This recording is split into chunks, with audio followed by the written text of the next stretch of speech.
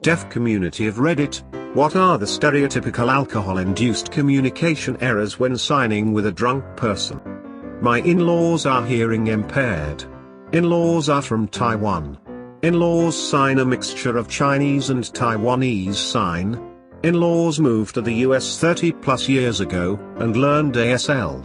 Father-in-law decided to teach me his version of sign, a mixture of all three languages. Since the family is the only people I sign to, it's the only sign I know. Now to answer your question, it's a lot easier to sign to the wifey in certain venues.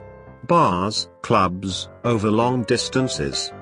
Wifey was holding our seats, and we were signing back and forth while I tried to make my way to the bar to get a few drinks.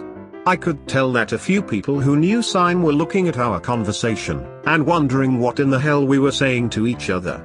I am sure some figured out that it was a foreign language, but I could tell a few were captivated.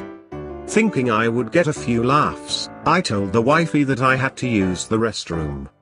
Specifically, I have to poop. And that's when they lost it.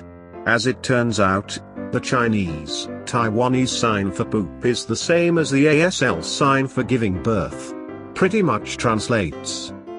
Made some good friends that night, and they agreed to start using the sign for birth for number 2.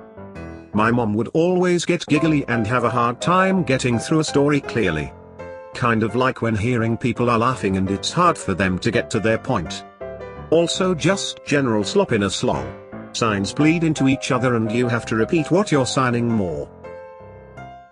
My sister is with degenerative hearing and will eventually be completely deaf, but when she's drunk she will switch between verbally speaking and signing. It's hilarious when she's around people other than her husband, our family, and they don't sign because she'll get increasingly frustrated when people can't keep up with the signing and verbal words until she remembers most people don't sign. Then she flushes all the way up to her ears and immediately drunkenly stumbles away from the social situation. I learned sign language at one college, and eventually transferred to another school. There was one deaf kid in the program and there was an interpreter in all his classes to, well, interpret for him. I would eavesdrop quite often in a couple of classes. In one marketing class, the interpreter was telling the deaf student about his night out the previous evening, and how drunk he got, and started describing the girl he met and what he did when they got home. The deaf student I think accidentally vocalized, or the teacher looked at him and his expression didn't fit the material, or something, but the teacher started asking questions. As I remember, it was 25 years ago.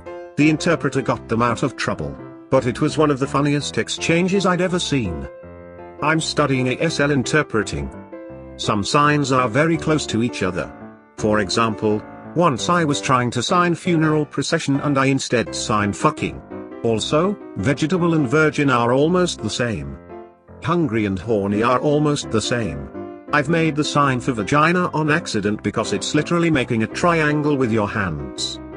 ASL is amazing. But man, it's hard to learn sometimes lol.